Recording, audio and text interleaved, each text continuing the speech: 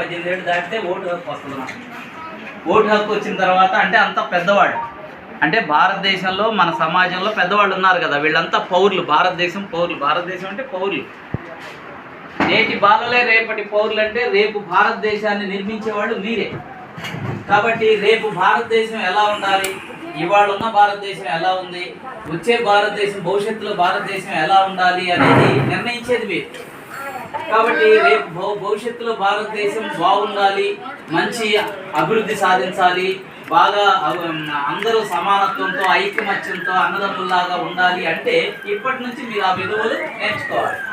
ఇప్పుడు రేపు సమాజంలో జరిగే విషయాలన్నీ చిన్నప్పటి నుంచి మనం తెలుసుకోవాలంటే మన నాలెడ్జ్ పెంచుకోవాలి. అందులో ఇప్పుడు మన సమాజంలో చాలా చెడ్డ విషయాలు ఉన్నాయి, అలానే చాలా మంచి విషయాలు ఉన్నాయి. మరి మనం మంచి విషయాలు నేర్చుకోవాలా, చెడ్డ విషయాలు నేర్చుకోవాలా? మంచి విషయాలు నేర్చుకోవాలి.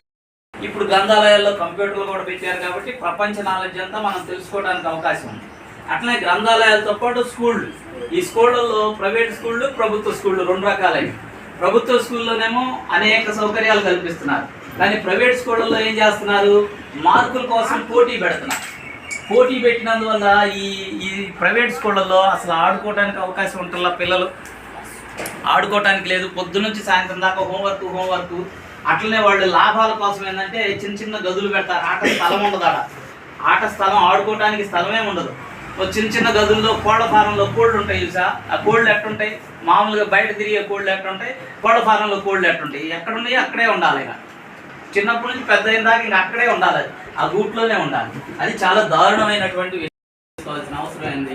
హాయిగా ఎంతో ఆహ్లాదంగా ఈ ప్రకృతిలో చక్కగా పెరిగి ఎదగాల్సినటువంటి వయసులో అట్లాంటి పరిస్థితులు ఉండకూడదంటే ఇప్పటి నుంచి మీలో మానసిక స్థైర్యం, ఒక ఆత్మవిశ్వాసం కూడా మీకు ఉండాలి. అట్లాంటిది అభివృద్ధి కావాలంటే మనం నేర్చుకునే ఆటలు పాటలు వీటన్నిటిలో కూడా అవి వస్తాయి.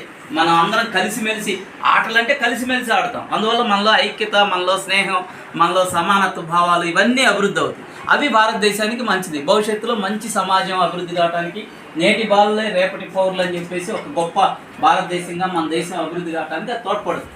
అందుకోసం మేము పల్నాడు విజ్ఞాన కేంద్రం తరఫున పిల్లల్ని ఆర్గనైజ్ చేసేటటువంటి శక్తి ఉన్నటువంటి వాళ్ళని గుర్తించి వాళ్ళందరినీ నాయకులుగా అభివృద్ధి చేస్తే, అంటే భవిష్యత్తులో భారతదేశాన్ని నడిపేటటువంటి శక్తి కలిగిన వాళ్ళుగా మీరు అభివృద్ధి కావడానికి అవకాశం ఉంటుంది.